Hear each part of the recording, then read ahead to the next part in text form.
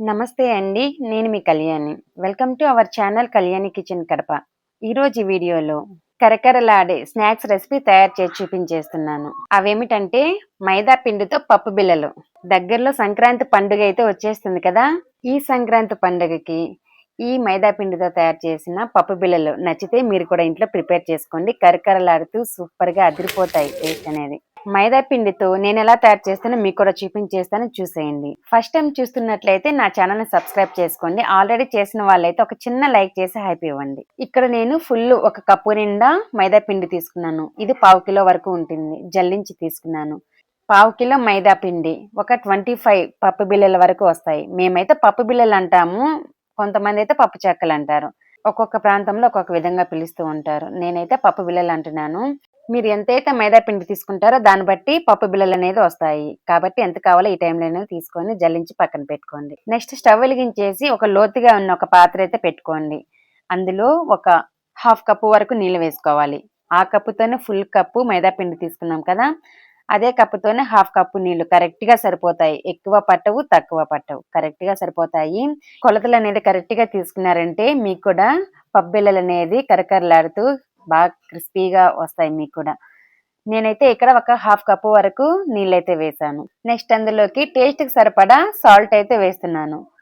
Correct గా సరిపోయేట్టుగా వేసుకోండి, taste అనేది బాగుంటుంది. పప్పు చెక్కల్లో ఉప్పు అనేది ఎక్కువ పట్టదు, కొంచెం తక్కువగానే వేసుకోండి. మీరు రుచికి సరిపడా వేసుకోండి. నెక్స్ట్ అందులోకి 1/2 టేబుల్ స్పూన్ చిల్లీ పౌడర్ వేస్తున్నాను. మీరు ఎంతైతే కారం తినగలరో అంతైతే వేసుకోవచ్చు.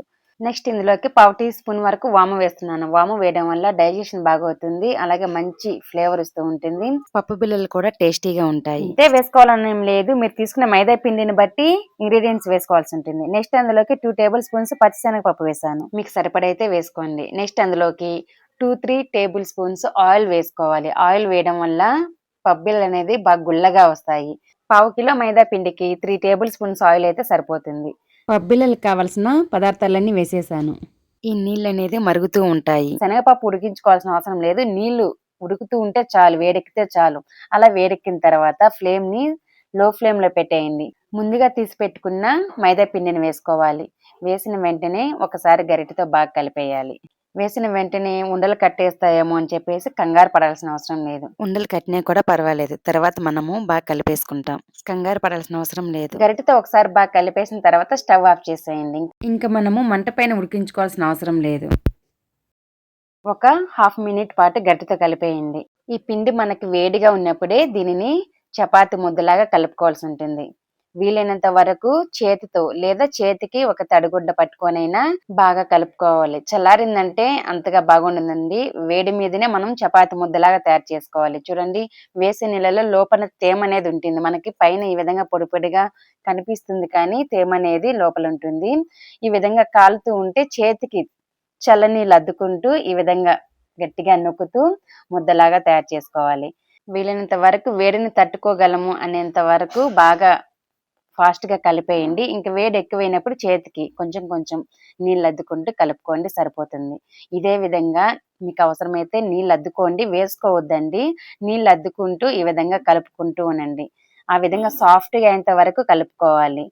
మనము చపాతి పిండిని ఏ విధంగా సాఫ్ట్ గా కలుపుకుంటామో ఇది కూడా సేమ్ అంతే అండి, అంతే సాఫ్ట్ గా అయితే కలుపుకోవాలి. చూడండి, ఈ విధంగా నేను చేతికి నీళ్ళు అద్దుకుంటూ ఈ విధంగా అయితే కలిపేసుకున్నాను. మనం కలిపే కొద్దీ అంత వేడిగా అయితే ఏముండదు, గోరువెచ్చగా ఉంటుంది. ఇప్పుడు నేను కలిపిన ఈ పిండి ముద్ద కూడా గోరువెచ్చగా ఉంది అంతే. ఇప్పుడు ఈ పిండి సాఫ్ట్ గా ఉందా లేదా మనము కనుక్కోవాలంటే కొంచెం పిండిని తీసుకొని ఈ విధంగా బాగా రౌండ్ గా చుట్టేసి ఇలా ప్రెస్ చేసామనుకోండి, అంచుల చుట్టూ క్రాక్స్ అనేది మనకి రాకూడదు. అంచుల చుట్టూ ఈ విధంగా నున్నగా ఉంటే కన్సిస్టెన్సీ కరెక్ట్ గా పిండి అనేది సాఫ్ట్ గా ఉందని అర్థం. ఒకవేళ మీకు క్రాక్స్ వచ్చాయంటే కొంచెం నీళ్ళు అద్దుకొని మళ్ళీ సాఫ్ట్ గా కలుపుకొని సరిపోతుంది. నెక్స్ట్ స్టవ్ వెలిగించేసి కడాయి పెట్టుకొని డీప్ ఫ్రైకి సరిపడా ఆయిల్ వేసి ఫ్లేమ్ ని లో ఫ్లేమ్ లో పెట్టేయండి. అది కాగుతూ ఉంటుంది. ఈ లోపు పప్పు బిళ్ళలు అనేది మనం తయారు చేసుకుందాం. చూడండి, 10 నిమిషాల తర్వాత అయితే ఈ పిండి ముద్దను అనేది మీకు చూపిస్తున్నాను ఎంత సాఫ్ట్ గా ఉందో. పిండిని నానపెట్టడం వల్ల బాగా నాని పప్పు బిళ్ళలు కూడా క్రిస్పీగా తయారవుతాయి. ఒక 2 టేబుల్ స్పూన్స్ వరకు చిన్న బౌల్లో ఆయిల్ అయితే పెట్టుకున్నాను. నెక్స్ట్ సరుకులు తెచ్చుకునే కవర్ ఉంటుంది కదా, ఏదైనా ఒక కవరు పొడవుగా కట్ చేసుకొని ఈ విధంగా పెట్టుకోండి. కొంచెం ఆయిల్ అద్దుకుంటూ చేతికి కవర్కి మొత్తం పూసేయాలి. అంతా పూసేసిన తర్వాత చిన్న చిన్న ఉండలు తయారు చేసుకోవాలి. ఇక్కడ మీరు తీసుకునే ఉండను బట్టి పప్పు బిళ్ళల సైజ్ అనేది వస్తుంది. కాబట్టి మీకు ఏ సైజు కావాలో ఆ సైజు కొంచెం కొంచెం పిండి తీసుకొని పప్పు బిళ్ళలు అనేది ఒత్తుకోండి. ఈ పప్పు బిళ్ళల్ని ఒక 15 మినిట్స్ కంతా చాలా ఈజీగా ఒత్తేసుకోవచ్చు. ఇక్కడ నేను కొంచెం పిండి తీసుకొని రౌండ్గా చుట్టేసి కవర్ లోపల పెట్టాను. కవర్ లోపల పెట్టిన తర్వాత ఒక బౌల్ తీసుకోండి. ఇలా ఫ్లాట్గా ఉన్న బౌల్ తీసుకొని ఇలా ప్రెస్ చేస్తూ ఉన్నారనుకోండి, బాగా ఫ్లాట్గా పప్పు బిళ్ళలు అనేది వస్తాయి.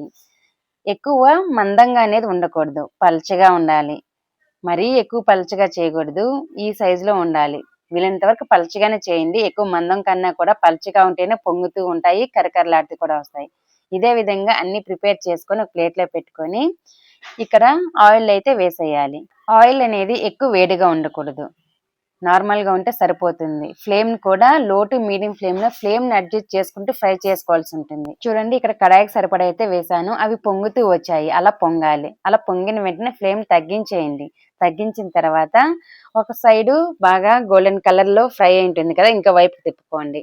ఇంకో వైపు ఫ్రై అయిన తర్వాత రెండు వైపులా మంచి రంగు వచ్చేలాగా ఫ్రై చేసుకోవాలి. ఒకే సైడు మంచి ఎరుపు రంగులో వచ్చేలాగా ఫ్రై చేసుకోకూడదు. ఫస్ట్ రెండు వైపులా లైట్ బంగారు కలర్ లో వచ్చేలాగా ఫ్రై చేసుకొని తర్వాత మనము మంచి ఎరుపు రంగులో వచ్చేలాగా ఫ్రై చేసుకోవాలి. అప్పుడే మనకి పబ్బిళ్ళలు కరకరలాడుతూ వస్తాయి. ఇక్కడైతే నేను పబ్బిళ్ళని ఒక మంచి కలర్ లో వచ్చేలాగా ఫ్రై చేసుకొని తీసేస్తున్నాను. మనకి కడాయిలోనే తెలిసిపోతూ ఉంటుంది, కరకరలాడే సౌండ్ వస్తూ ఉంటుంది. ఆ టైంలో మీరు తీసేస్తే సరిపోతుంది. ఇక్కడైతే నేను ఫ్రై చేసుకున్న పబ్బిళ్ళలు మొత్తం అయితే తీసేస్తున్నాను. ఇదే విధంగా మీరు ఎన్నుంటే అన్ని ఫ్రై చేసుకొని ఒక ప్లేట్లో పెట్టుకోండి. ఈ రెసిపీ మనం తయారు చేసేటప్పుడు బాగా గుర్తుంచుకోవాల్సిన విషయాలు అయితే ఒక 3 ఉన్నాయండి.